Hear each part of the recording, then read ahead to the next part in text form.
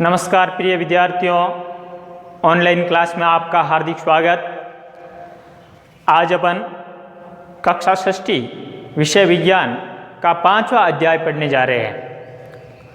5वां अध्याय कौन सा है? पदार्थों का पृथक्करण। पदार्थों का पृथक्करण। पदार्थों का पृथक्करण यानी कोई भी पदार्थ होता है तो पदार्थ दो या दो से अधिक पदार्थ मिला हुआ होता है तो उसे अलग अलग किया जाता है, अलग अलग विधि अपना करके उसे अलग किया जाता है, जिसे पदार्थों का पृथक्करण कहते हैं। तो पदार्थों का पृथक्करण करने से पहले अपन मिश्रण की परिभाषा जानेंगे, यानी मिश्रण किसे कहते हैं। तो जब दो या दो से अधिक पदार्थ मिले हुए होते हैं तो वह पदार्थों का मिश्रण कहलाता है। क्या कहलाता है? मिश्रण कहलाता है। जैसे गेहूं और चने को मिला दिया तो ये पदार्थों का क्या हो गया? मिश्रण हो गया। क्या हो गया? मिश्रण हो गया। तो मिश्रण दो प्रकार के होते हैं, समांगी मिश्रण और दूसरा है विषमांगी मिश्रण। समांगी मिश्रण और विषमांगी मिश्रण। समांगी मिश्रण जिसमें कणों की प्रकृति क्या होती है? समान होती है, यानी आंखों से अपन अलग अलग नहीं देख सकते मिलाने के पश्चात, तो इस प्रकार का मिश्रण समांगी मिश्रण कहलाता है। जैसे पानी के अंदर शक्कर या नमक घोल लिया जाए तो अलग अलग उसके कण अंदर नहीं दिखाई देते हैं, इसका मतलब वो किस प्रकार का मिश्रण हुआ? समांगी मिश्रण हुआ। कौन सा मिश्रण हुआ? समांगी मिश्रण। इसी तरह पानी के अंदर अगर रेत डालें और रेत को अच्छी तरह से इस प्रकार से हिलाएं पानी के अंदर, तो पानी के अंदर रेत के कण आपको घूमते हुए दिखाई देंगे ना।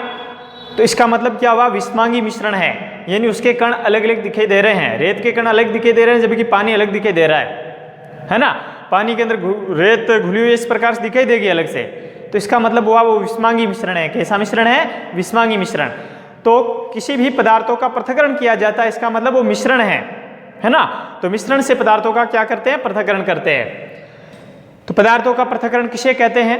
यानी मिश्रण से अलग अलग विधियों द्वारा पदार्थों को अलग अलग पृथक यानी अलग किया जाता है, यानी पृथक किया जाता है, तो उसे क्या बोलते हैं? पदार्थों का पृथक्करण। क्या कहते हैं? पदार्थों का पृथक्करण। जैसे चने बनाते होंगे घर में, और चने के अंदर अगर कंकड़ है, बड़े पत्थर होंगे, कंकड़ हो गए, तो इस प्रकार से उसे हाथों के द्वारा अलग करते हैं, यानी हाथ के द्वारा चयन किया जाता है, चुनते हैं, इसीलिए इसे बोलते हैं हस्त चयन विधि। क्या कहते हैं? हस्त चयन विधि। तो इस प्रकार से कई प्रकार की विधियां हैं पदार्थों के पृथक्करण करने की।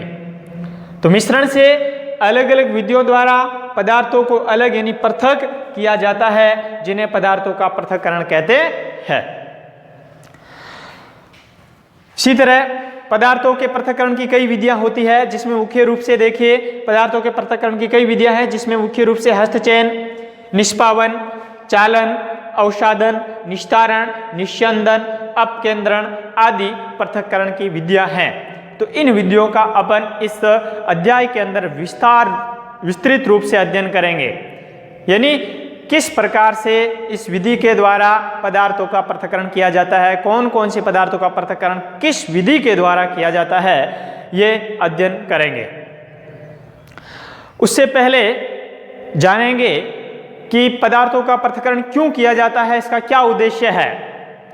अब जानते हैं, जब धान निकाला जाता है खेत में से, फसल काट ली जाती है और फसल काटने के पश्चात थ्रेशिंग की जाती है, यानी उसे अन्न कण अलग करते हैं। फिर बोरियां भर दी जाती है और बोरियां भरने के पश्चात कृषि मंडी ले जाते हैं, बेचने के लिए ले जाते हैं ना। तो कृषि मंडी ले जा रहे हैं, लेकिन कृषि मंडी सीधे ही क्या थ्रेशिंग करके लेके जाएंगे? नहीं, उसे साफ किया जाता है। क्या उसके अंदर कंकड़ पत्थर है या भूसा है मिला हुआ, कोई भारी भूसा हो सकता है मिला हुआ, तो उसे पृथक किया जाता है। इसका मतलब यह हुआ कि उसे शुद्ध करना है। क्या करना? शुद्ध करना। तो पदार्थों का पृथक्करण क्यों किया जाता है? एक तो शुद्ध करने के लिए, दूसरा शुद्ध करेंगे तो उसका मूल्य बढ़ जाएगा। पदार्थ का क्या बढ़ जाएगा? मूल्य बढ़ जाएगा। आप बाजार जाएंगे, उचित दाम में बिकेगा अनाज, जबकि उसके अंदर कंकड़ पत्थर है, भूसा होगा, तो वो उचित दाम में नहीं बिकेगा।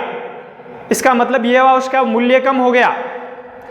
तो मूल्यवान बनाने के लिए तो पदार्थों का पृथक्करण क्यों किया जाता है? पहला तो ये हो गया पदार्थ को शुद्ध करने के लिए, दूसरा है पदार्थों को मूल्यवान बनाने के लिए, तीसरा है पदार्थों की उपयोगिता बढ़ाने के लिए।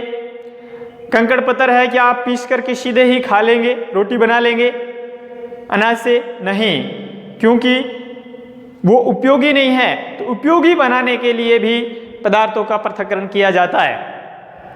तो लिखेंगे आप पदार्थों के पृथक्करण क्यों किया जाता है, ठीक है, क्या उपयोगिता है, तो ये लिखेंगे।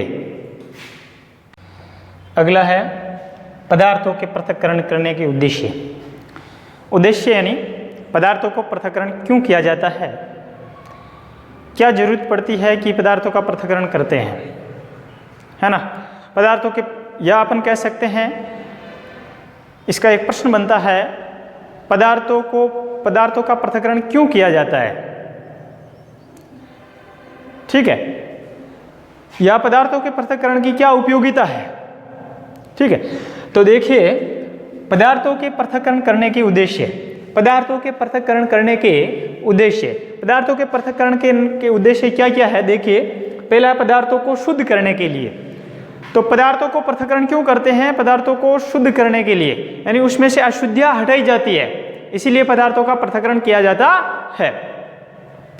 अशुद्धियां हटाएंगे तो शुद्ध हो जाएगा, जो पदार्थ है खाद्य पदार्थ है उसे खाने के लिए काम में उपयोग में लिया जा सके, यानी उसकी साथ साथ में क्या बढ़ जाएगी, उपयोगिता बढ़ जाएगी। तो एक तो पदार्थ क्या हो गया, शुद्ध करने के लिए पृथक्करण का उपयोग किया जाता है, दूसरा पदार्थों की उपयोगिता बढ़ाने के लिए, यानी पदार्थ शुद्ध हो जाएगा तो पदार्थ की उपयोगिता बढ़ जाएगी, जिसका उपयोग ले सकते हैं। तीसरा पदार्थों को मूल्यवान बनाने के लिए, अगर पदार्थ को शुद्ध कर लिया है तो पदार्थ को मूल्यवान बना सकते हैं। क्या बना सकते हैं? मूल्यवान, यानी बाजार में है अच्छे दाम के अंदर अनाज है वो बिक जाएगा। इस प्रकार ये पदार्थों के पृथक्करण करने के 3 उद्देश्य है, पदार्थों को शुद्ध करने के लिए, पदार्थों की उपयोगिता बढ़ाने के लिए और पदार्थों का मूल्यवान बनाने के लिए पदार्थों को पृथक्करण किया जाता है। तो इस प्रकार से पहली विधि है हस्तचयन विधि। तो सामान्यतः सभी के घरों में इस विधि का उपयोग करते हैं। आप देखते होंगे दादी माँ है, माता जी है, बहन है, बड़ी बहन, तो घर के अंदर चावल दाल आदि बनाते हैं। तो बनाने से पहले क्या करते हैं, थाली के अंदर इस प्रकार से फैला देते हैं। क्या कर देते हैं? फैला देते हैं, और फैला करके उसमें देखते हैं कि कंकड़ पत्थर है या कोई मिट्टी नहीं है इसके अंदर। तो उस कंकड़ पत्थर और मिट्टी का क्या करते हैं, कंकड़ को क्या करते हैं, हाथों के द्वारा पृथक किया जाता है। हाथों से चुन चुन करके क्या करते हैं, अलग करते हैं। क्यों करते हैं? उसकी उपयोगिता बढ़ाने के लिए, ठीक है। नहीं तो सीधे ही बनाएंगे तो दांत के नीचे एक कंकड़ आएगा तो क्या होगा, है, दांत टूट जाएगा। तो इसलिए क्या किया जाता है, इसी उपयोगिता बढ़ाने के लिए इस प्रकार से पृथक्करण किया जाता है। तो हस्तचयन उसे बोलते हैं हस्तचयन विधि, यानी हाथों के द्वारा अशुद्धियों को पृथक करना हस्तचयन विधि कहलाता है।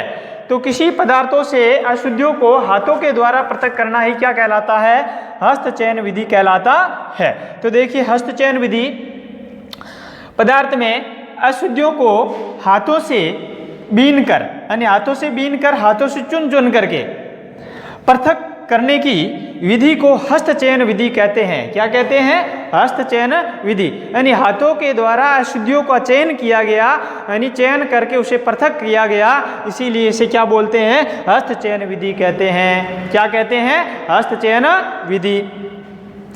इन पदार्थों में अशुद्धियां छोटे या बड़े आकार की होती है।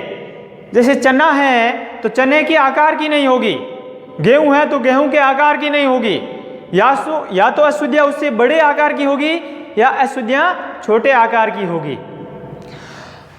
तो इन पदार्थों में अशुद्धियां छोटे या बड़े आकार की होती है। उदाहरण के लिए गेहूं, चना व चावल में मिट्टी व पत्थर व भूसे को पृथक करना, ये हस्त चयन विधि इसमें उपयोग करते हैं। किसमें? गेहूं से कंकड़ पत्थर अलग करना, चने से कंकड़ पत्थर अलग करना, चावल से कंकड़ पत्थर को अलग करना। ये विधि कौन सी विधि है? हस्त चयन विधि, यानी हाथों के द्वारा चयन करके इसे अलग किया जाता है। इसे हस्त चयन विधि कहते हैं। तो आज के वीडियो में इतना ही। अगले वीडियो में अपन पदार्थों के अन्य प्रकार की जो विधियां हैं पृथक करने की वो पढ़ेंगे, थ्रेशिंग पढ़ेंगे। धन्यवाद। अधिक से अधिक चैनल को शेयर करें और सब्सक्राइब नहीं किया है तो सब्सक्राइब करना न भूलें, सब्सक्राइब जरूर करें। और वीडियो अच्छा लगा है तो लाइक भी जरूर करना और बेल आइकन को दबाना, ताकि जैसे ही हम वीडियो अपलोड करेंगे तो आपके पास में नोटिफिकेशन पहुंच जाएगा। धन्यवाद।